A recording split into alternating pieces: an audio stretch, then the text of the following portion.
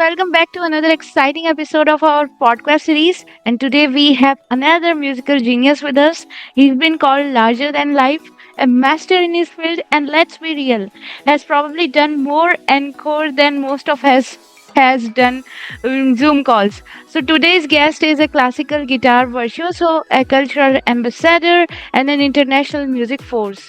With 32 albums, over 180 videos, and performances for ambassadors, heads of states, and standing ovations on 5 continents, he's quite literally stumped his way across the globe. He studied under the legendary Pep Romero, was mentioned by Frederick of PBS fame, and was even ahead of the curve in the 90s, digitally recording music before most of us even had an email. So please welcome the man who made the guitar sing in every language, Jonathon Taylor. So, Thank you. Jonathan, 32 Yes. albums, 180 plus videos, and a touring resume longer than some governments. How do you even begin to define your sound? I don't even know how to answer that. I sit in front of the microphone and play. So, I was actually on the phone this afternoon, a Zoom meeting with my new recording company, that Music Media International, and we were arranging. They're going to distribute my albums through their thing. And so we were actually talking about such things and about categories, because, I actually was always promoted as an indie artist, not as a classical artist. And Okay. my largest demographic, sounds strange, is 18 through 34. So, that's a younger demographic. Yeah. So, what's your practice routine and what's the secret behind playing flawlessly? My practice routine is play probably every day at least 45 minutes. Okay. And I'm learning a wonderful transcription of Clair de Lune by Debussy.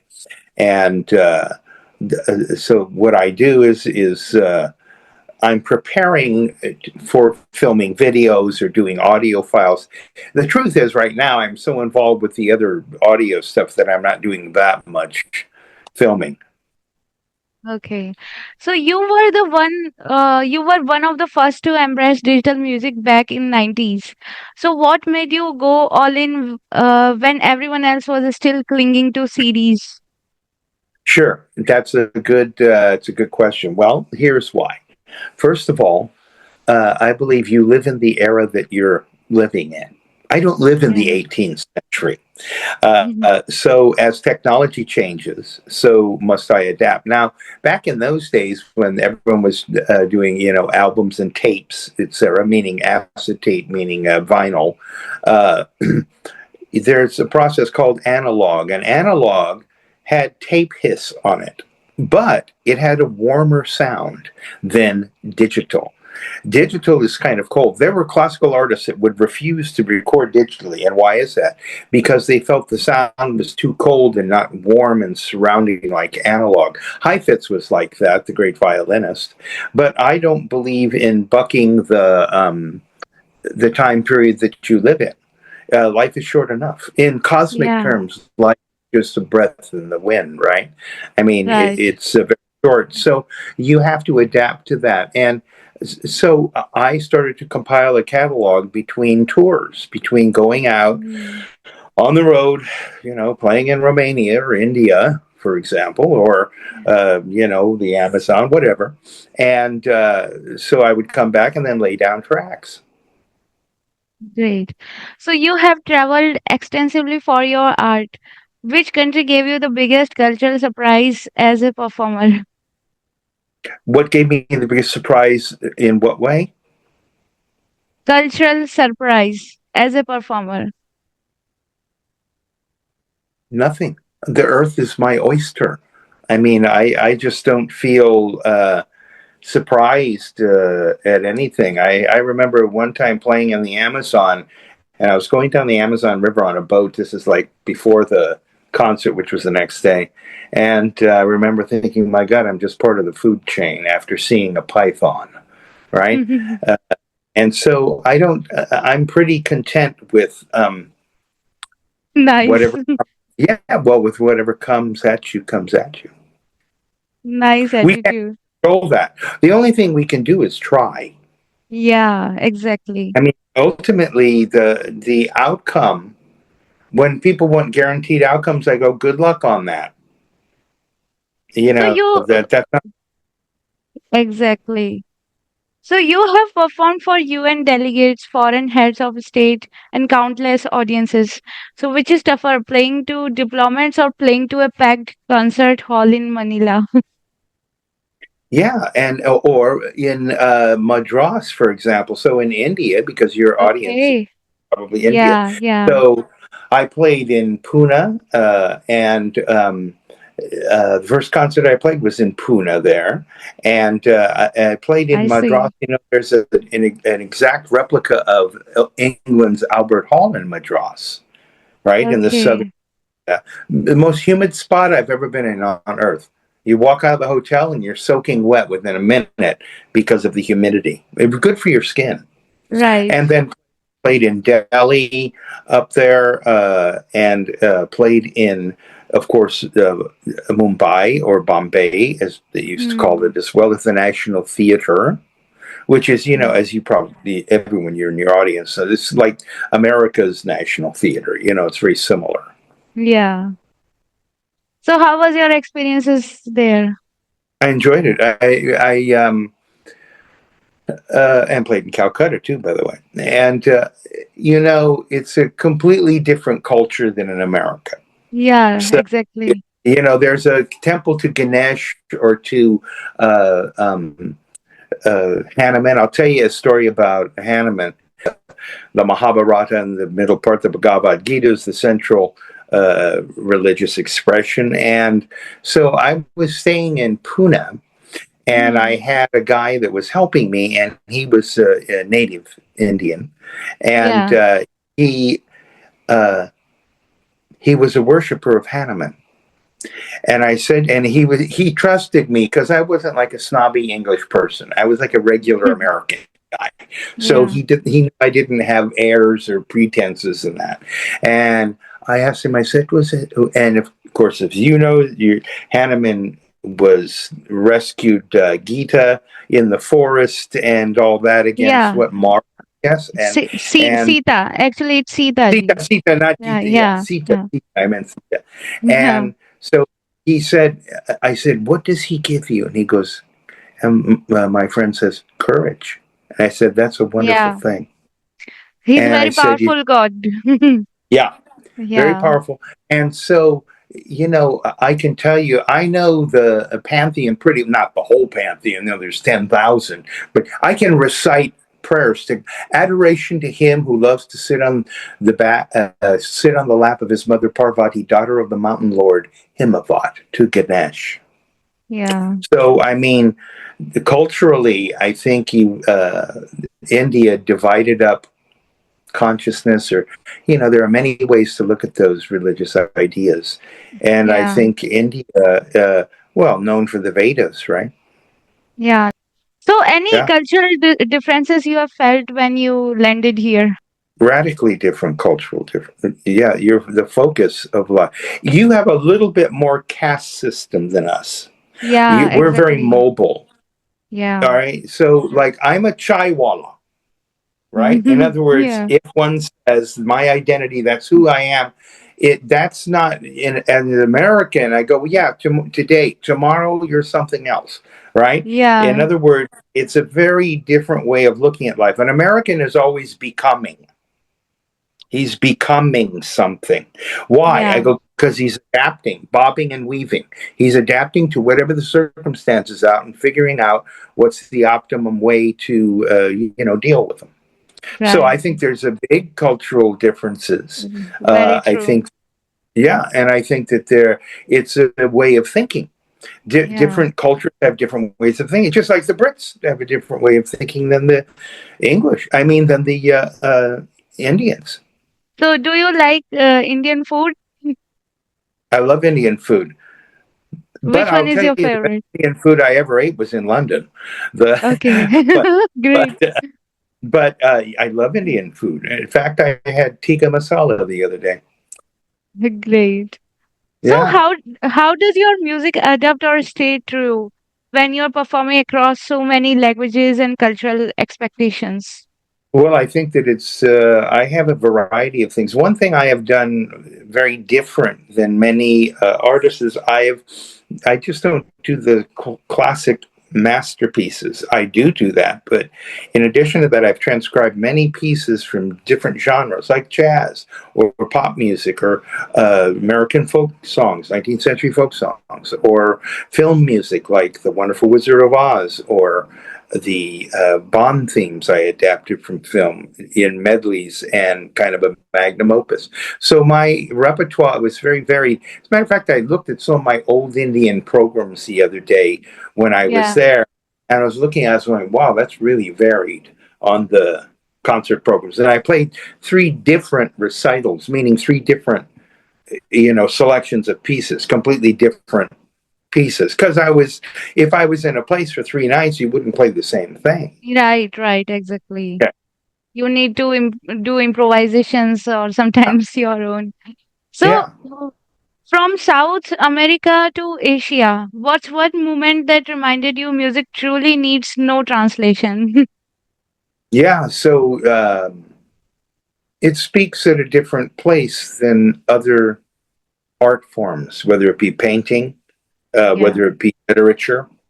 Okay. And it's coming from a qua human place, a transcendent place that that it's actually proven that if you expose a kid to classical music when they're young, it increases like about 3% their IQ.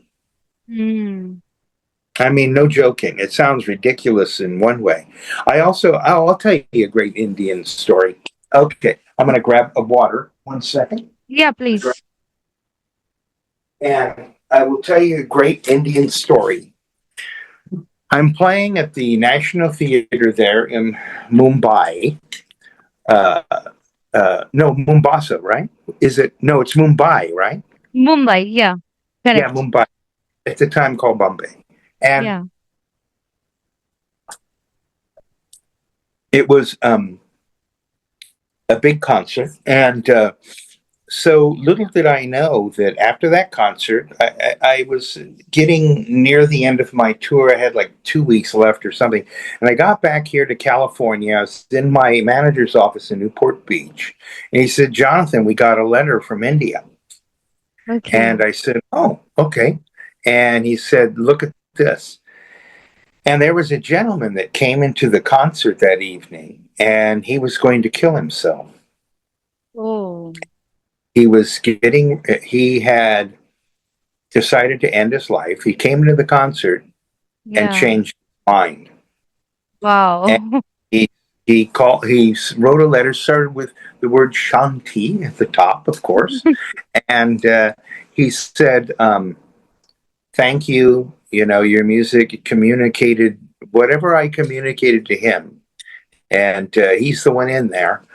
And that stopped him, prevented him from suicide. So when they say music is healing, I go, I'm positive it's healing. I'm Exactly. positive. I go, you can, it might sound like metaphysical nonsense to you, but I can tell you for Yeah. certain it's healing. I can tell Yeah. you that for certain. Yeah. Music is a medicine. It Yeah. works wonderful in many ways. So, do you ever bring back melodies, motifs, or rhythms you hear while traveling and let them sneak into your compositions? That's a good question. I haven't been writing, I've been arranging more. So I would have to say recently, no. I did do, though, years ago, I heard a raga that I adapted to solo violin and used that Indian raga as the Wow. fundament for the violin piece and called it the Song of Dahlia because I heard this girl singing it, and her name was Dahlia. And I Okay. said, it was like an Indian folk song, right? Right, right. Yeah. And a raga. And so, that answers that question. And not recently, but, Hmm. you know, to adapt different styles and different ways of playing, then you bring in a larger audience, Yeah, right? The audience then isn't small, but large. Because some people don't want to listen to the Spanish masterpieces or Bach or exactly. something like Debussy. They're not into that, but they will listen to, let's say, 19th century American folk songs or film music or psychedelic music or Hmm. pop music. Exactly. So, have you ever played Bollywood or other genres of Indian music? Have I played in Bollywood? No, of you have played Bollywood songs in concerts. No, I haven't. Okay. I haven't. So, what do you think is most misunderstood about classical guitar as a genre? That it's without a doubt the most difficult instrument in the world to play. The great violinist Jascha Heifetz once said, "The violin is the hardest instrument of the orchestra to play, with the exception of the classical guitar." And why is that? Because you're doing two and three things at one time. You're Hmm. playing. It's not just the simple rock stuff where you're playing a lead line or chords. That's Yeah. different. All right. With the classical guitar, it's polyphonic, many voiced, meaning that Okay. you're many things at one time. That's what impressed me when I was 16 and saw Segovia in downtown LA, the Dorothy Chandler Pavilion. I heard that, boy, he didn't need a four-man group. He was contained all within himself. He didn't need, anything other than that instrument. So it's a very difficult. Why? Because you're doing what's called double and triple stops all the time. A violin is usually playing one note, Yeah. sometimes two, occasionally, but mostly just a melody line, like a trumpet, right? Hmm. And or a cello. But the guitar, classical guitar, is doing all the parts at one time, Great to juggling, know that. right? Yeah. Juggling. Yeah. So, you have studied with Pep Romero, Frederick, and Christopher Parkning. What's the Yeah. one lesson from each that stuck with you till today?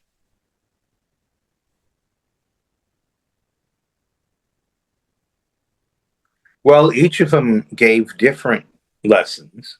Hmm. Frederick Node really introduced me to the repertoire of the classical guitar, meaning from the Renaissance time to present day, from Hmm. uh, the standard classical masterpieces like Turega, Sor, Carcassi, Carulli, Aguado, to um, contemporaries like Moreno Torba or Albana's Okay. Trans. So Frederick Node did that. But Pepe Romero really refined my technique by teaching me uh, uh, how to move my fingers properly. And Great. Christopher Parkening was such an inspiration, especially when I was in college. I went to see him play when I was in college at Ambassador Auditorium in Los Angeles, Pasadena, actually. Hmm. And his version of the Variations on a Theme by Mozart by Fernando Sor was the most brilliant I'd ever seen to that point. And I said, wow, I'm going to do that. Great. Your transcriptions have added new material to the guitar's repertoire. So, what inspired your arrangements? What makes you say that, yeah, this needs a six string version? Yeah, sure. Well, the piece has to speak to me. In other words, it has to call me. Okay. It's like when you go in a library, there's 10,000 books, right? 100,000 books, and you can't read every single book. Hmm. But if you go looking in the shelves, one of those books will call to you. You Right. will say, that looks interesting, right? Yeah.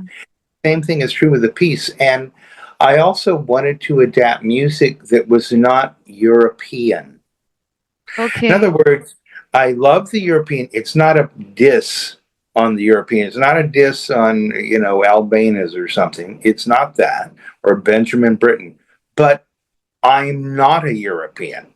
Okay. Okay. I see. And so, I mean, like, you're an Indian and you know Indian music. It's Yeah, in your yeah. culture, Yeah, it's in your it's in mind. my veins. Yeah. I mean, you can literally walk down the street and you'll hear a radio coming out of a store and you'll know Right, that. You'll know, right. oh, yeah, I knew that piece when I was 13, right? I Yeah, mean, exactly. yeah. So the same thing is true as an American. I wanted to adapt like the American 19th century folk songs, Stephen Foster, and pieces from jazz players like George Gershwin or Duke Ellington, or pieces, believe it or not, from psychedelic music of the 60s, and pieces that were 80s pop hits. So I adapted things like that Hmm. because they were culturally part of where I came from. And I wanted to, if you only listen to one style of music, that's pretty locked in. You know, that's pretty locked in. Too Yeah. much so. And so I wanted to break out of that. Go ahead. So, what's your prep routine for concerts? I mean, how do you practice for that? How do you prepare yourself for that before going on stage? And No, the prep routine for recording sessions. I know the pieces and I go out there and play them. So that's what I do. And I practice every day, at least Okay. 40 minutes, sometimes more, depends, right? And on what I'm doing. But and recording, I learn the pieces, and maybe I'm transcribing or arranging them, and then I'm maybe engineering them and producing them, and so that's my process. With me, in a way, it's easy and yet not easy. It's easy in the sense of all I need to do is sit in front of a microphone and play, Hmm. right? But Yeah. there's setup too. So, with the explosion of streaming and bite-sized content nowadays, how do you keep the spirit of full-length, emotionally rich guitars albums live? Um, you just play pieces that have something to say that are good. You Right. play pieces that are um, legitimate or whole and have a message. Wonderful. So, what would you say to a young musician who wants to travel the world with nothing but a guitar and a dream? Learn how to play your instrument and don't rely on gimmicks, and become the best you can be because quality stands out. You will cream rises to the top, and then you have to record some material and submit it either to record companies, or some people do it themselves, and put it out there. And then you start gaining a reputation. And my suggestion is to seek out the finest players. I knew at a certain point in my 20s that I needed to study with the greatest players on the planet, and so I sought them out. And people say, well, how did you do that? And I go, some of it is so mysterious. It's like your subconscious is reaching out and finding paths and ways for you to get to where your goal is.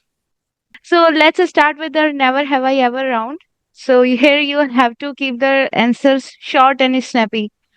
So, never have I ever broken a string mid performance and kept going like nothing happened. I have. I've done that. I broke a D string and I was playing a Bach piece, and I refigured it as I was playing it so I wouldn't have to stop. I only had that happen once on stage in front of like 3,500. Wow. Never have I ever lost a guitar in transit while traveling internationally. Never. But I did lose. I have had one guitar for the last 30 years, and I've Okay. never. And but I will say that some tails or tucks that I wore, I still don't know what country I left it in. I have lost that. I was thinking it was either Barbados or Brazil, but maybe I'm wrong. So, did you get it back then? No, I never got it back. I have no Oh, idea. The truth is, I go, well, where did it go? What? How did that happen? Right? yeah. So, never have I ever improvised on a stage when the sheet music failed me. I never use sheet music on stage, and I have improvised on stage, and Okay. I only do memorized pieces, and there might be sections where there's some improvisation. But I've never used sheet music on stage ever, nor would I, because that means you don't really know the piece. Yeah. If it's not memorized, it's not burnished into you. It's not kind Hmm. of inured into you. It is still out there. And it has to come from a place where it's yours, right? Yeah. Right. It's like your Never. boyfriend's kiss. It's like your boyfriend's kiss. You his kiss, right? So, as a musician, did you have a romantic life? Because all musicians do.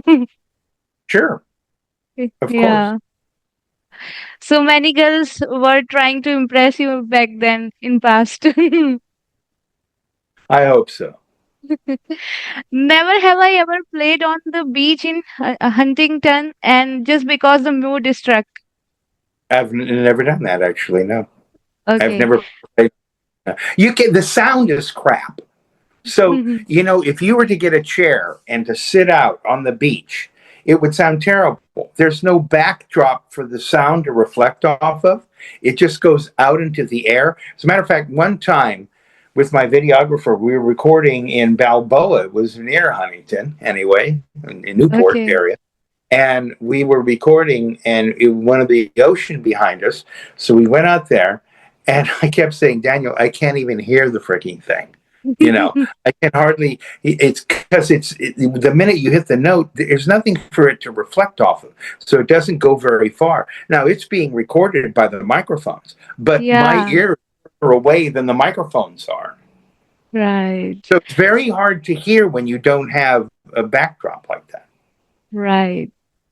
Never have I ever composed something on the road I forgot by the time I got home. Oh, I've done that. I've done that. If you don't write it down, you're dead. If you don't Yeah, write it down, uh, uh, you know, people say, there are literally volumes of pieces I've written that I have no idea where the hell they are. yeah. Right now we have recorders, but we still forget to record our original composition sometimes. Right? Yeah. So let's start with rapid fire here. So you will have to choose one option. Nylon strings or steel strings? Nylon. Okay. Sunrise practice or midnight improvisation? Usually sunrise. Sight reading or ear training? Well, I do both because I'm sight reading a piece and learning it, but a musician usually learns by ear at first and then later learns how to read a piece. Yeah. Favorite pre-show snack? Oh, God, when I played at UCLA one time, I went out I was dying for, I said I hadn't eaten. I need the energy, right? I need the Yeah. food for energy. And so I went outside and I got a sandwich in one of these machines from Schoenberg Hall at UCLA and then I was, Jonathon, 10 minutes, I said, wait a minute, I'm still eating, Yeah. so I don't have a favorite, but if you haven't eaten and you're tired, you should have a little something. Great. Yeah. So, one word that defines your music journey. Beauty. One chord you'd play to win someone over instantly. What? One chord. Chord. One Chord. chord. Chord. Yeah. One chord. What? What You about would it? you would play to win someone over instantly. Don't know. A minor. Okay. Dream I duet. don't, The city with the warmest audience. Madras was warm. Great. So Album. was Bombay. Okay. Album you are most proud of. All of them. I don't have a preference. Okay. I don't have a So, preference. I can't. When people say, "What's your favorite?" This, I go, "I have no idea." It's like you don't eat the same food every day. hmm. So do you also mentor your people there? Well, I used to teach at the Newport Institute of the Arts, and when I was in my teens, I had 30 students before I was 16. So I did teach for many years, but I don't really teach anymore. Okay. So why you have retired or something No, like? I, Okay. and there's no such thing. Okay. Okay. Segovia, he was Great. 92. 92, and they said, "Aren't you going to retire?" And he had what I call the perfect response, and his response was, "And do what?" Right. Exactly. Yeah. So now my life is what? Sitting in front of the boob tube and watching television, or that is not going to be my life now. Oh. Yeah. It's better to follow passion. Yeah. So I go, no. Yeah. When will you retire? I go, probably die out on the road somewhere. Exactly. Yeah. So Who before knows? we wrap, yeah. So before we wrap this up, let us our audience know how do they reach out to you and Just type, connect with you in future. sure, just type Jonathon Taylor guitar. Make sure to put guitar in there, otherwise you'll get a black football player. And although I look like a black football player, I am not a black football player. So that's a joke. So Yeah. type Eh, Jonathon Taylor guitar yeah. into Google, and you'll find Yeah. all sorts of stuff. Yeah. Yeah, you were right. Exactly. When I was Googling you and it was showing some football player, I was like, no, he's a musician. Yeah. Yeah. I advise you to never give up, and I advise you to be persistent in your goal because you never know where the chips are going to fall. You can only Exactly. try. You throw, as the old saying goes, you throw something on the wall and it will stick. And do you know what's going to stick? I go, nobody knows that. Yeah. If we could predict in the future more than just a little bit, I go, life would be very boring. So, Yeah. see this water bottle? This water bottle, if I Yeah. put it right up here, I can read it. Drinking Hmm. water, right? Purified. But the further I put it out, then it becomes blurry, right? So the Right. same is true about reading the future. You don't know what it's going to be. You may Exactly. wish it, you may project, you may do all that, and I go, yeah, maybe, maybe not. Yeah, awesome. So this was a great session with Jonathan. Catch his music across all major platforms. Type Jonathan Taylor guitar into Google and lose yourself in a world where six strings can sing louder than words ever could. And whether you find him on a stage, in a studio, or somewhere in the clouds, en route to his next concert, he's redefining what it means to be a modern day traveler. So, thank you so much for sharing your wisdom, insights, and knowledge here about music. And I'm sure you have loved our podcast series. So, Dear has a wonderful podcast, and you did a great job interviewing, and you're on your way. And the more you build your audience, the bigger you'll become, and keep at it. Persistence. thank you so much. Bye. Take care. Bye bye.